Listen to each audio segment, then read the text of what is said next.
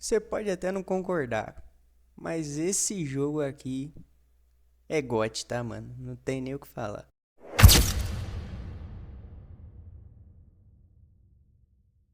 Boa, rapaziada, eu sou o Zangief.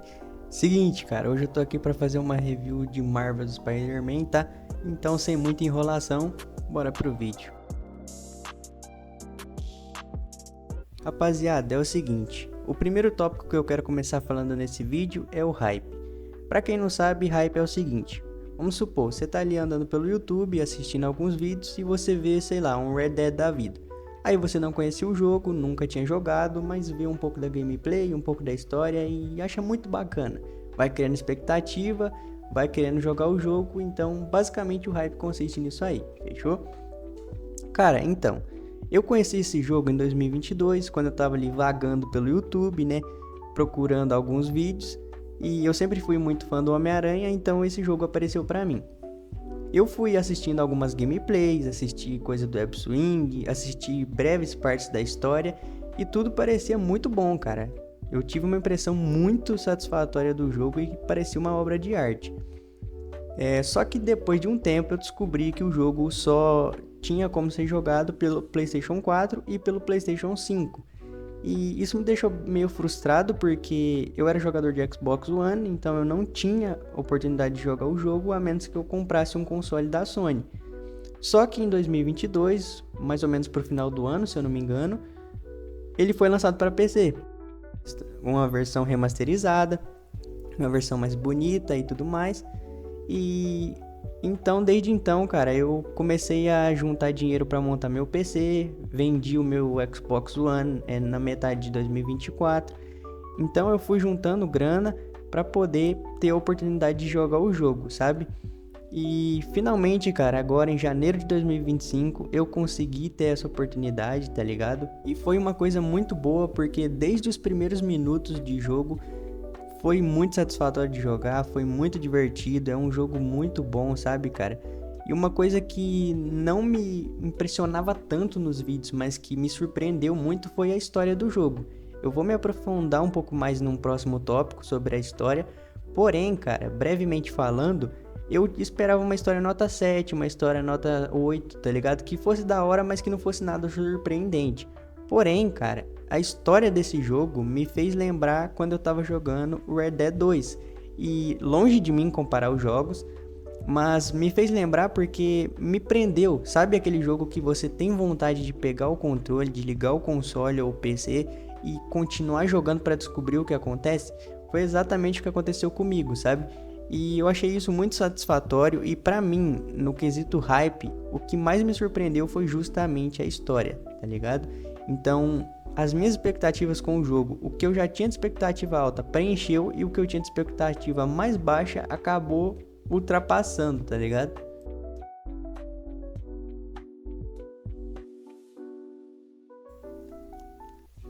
A jogabilidade do jogo eu vou dividir em dois tópicos. O primeiro que é o web swing e o segundo que é o combate. Primeiro eu quero falar do combate. O combate desse jogo ele é muito divertido de fazer, tá? Você vai fazer vários durante o jogo, principalmente porque toda hora tem crime. Eu nunca vi uma cidade tão violenta quanto Nova York desse jogo. Mas brincadeiras à parte, é bem divertido de fazer, sabe? É uma coisa que, por exemplo, tem a parada do lançador de teia ter várias modificações. Então tem teia elétrica, tem bomba de teia, tem teia de impacto, tem o Spider Drone, que é muito bacana. Tem as habilidades dos trajes, cara. Tem traje que tem umas habilidades muito aleatórias assim, mas que é bacana, sabe? Quando você usa assim, fica da hora de usar. E o combate desse jogo é muito bom. Diferente de vários outros jogos que estão no mercado de games, não é maçante de fazer, não é uma coisa que é chata, sabe? Você faz bastante vezes no jogo, mas não é nada irritante de fazer, é bem divertido, é simples. Então, dependendo da dificuldade que você escolher, você nem vai ter muito problema. Eu, particularmente, prefiro jogar num modo mais de boa, não ir no modo mais difícil, né? Mas no geral o combate do jogo é muito bom, tá? Agora, falando sobre o web swing, é o seguinte, não dá pra falar de Homem-Aranha sem falar de soltar a teia pela cidade. Creio que todo mundo concorda com isso, ok? Cara, que coisa maravilhosa, sabe? É magnífico. Da primeira cena à última cena do jogo que você tem que fazer o web swing, é muito bom e satisfatório de fazer, cara. É uma coisa que te faz ter vontade de pegar o controle, ligar o PC e entrar no jogo, como eu já tinha dito mais cedo. É realmente muito bom. E principalmente nos jogos do Homem-Aranha é um diferencial a mais, né? Porque por mais que tenham vários jogos de herói, não tem tantos com uma mobilidade, né? Tão diferente assim, tão diversificada. E essa parada de soltar a teia, pra mim, era o que eu mais queria jogar. E é muito boa, é uma mecânica muito boa, obedece à física, né? É interessante que se você para pra analisar, quando ele solta a teia, realmente vai no prédio que tá perto. Então, por exemplo, se você pula do prédio mais alto do jogo, enquanto você tá descendo, não tiver outro prédio perto, você não consegue soltar a teia. Pelo menos não para fazer o web swing, né? Você só consegue um impulso de teia no ar. É uma coisa simples, que é só um detalhe? É, mas é uma coisa que ajuda muito a transformar o jogo numa verdadeira obra de arte. Bom, falando de história, cara, eu já quero começar da seguinte maneira. Como eu disse há um tempinho atrás no vídeo, eu não esperava uma história inacreditável, sabe? Aquela coisa, nossa, é perfeita. Eu esperava uma história boa, nota uma 7,5, uma história nota 8 ali, que fosse legal, mas que não fosse nada surpreendente, nada anormal do que a gente já tinha visto sobre o Homem-Aranha no cinema e nas animações. Porém, eu me surpreendi muito positivamente com esse jogo, nesse quesito, pelo seguinte fato, cara. Quando você já começa a história de maneira um pouco diferente do cinema, né? Porque você não começa vendo o Peter Parker se tornar o Homem-Aranha. Pelo contrário, ele já tá ali há 8 anos sendo o herói. Então ele já lutou com todos os vilões que aparecem no jogo em algumas vezes antes, né? No caso, só um que não. 2, na verdade, que não, mas a maioria ele já tinha lutado.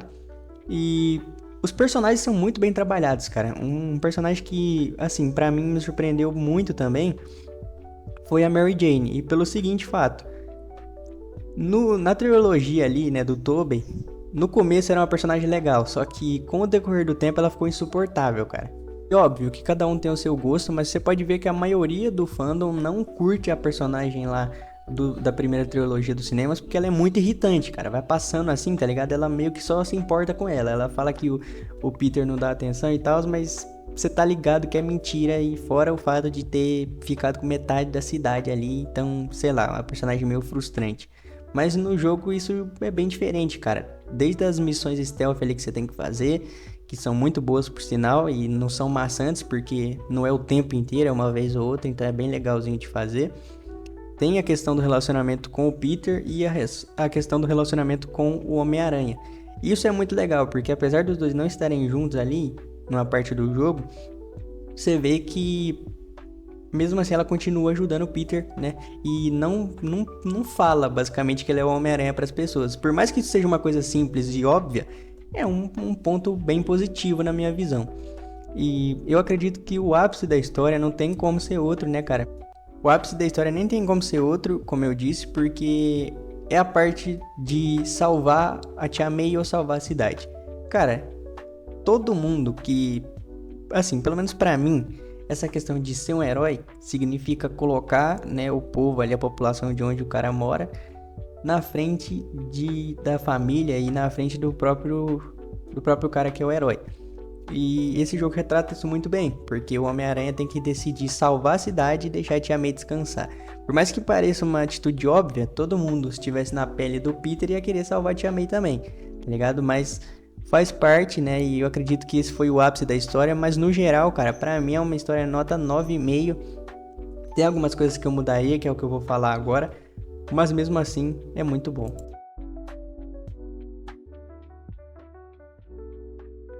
Bom, nada melhor para começar do que um personagem. E o personagem em questão é Jefferson Davis, o pai do Miles Morales.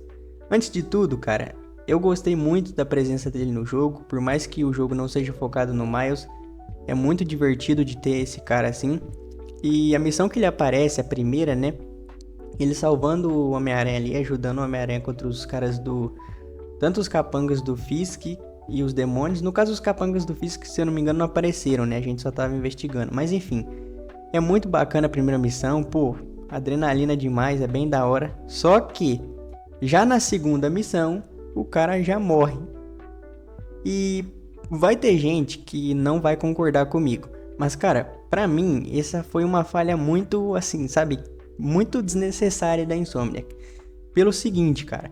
Ele tem conteúdo pra ser aprofundado, tá ligado? Ele poderia ter tido mais uma missãozinha, pelo menos, mano. Que seja invadir uma base dos demônios ou do próprio os capangas do Fisk, tá ligado? Já seria mais da hora.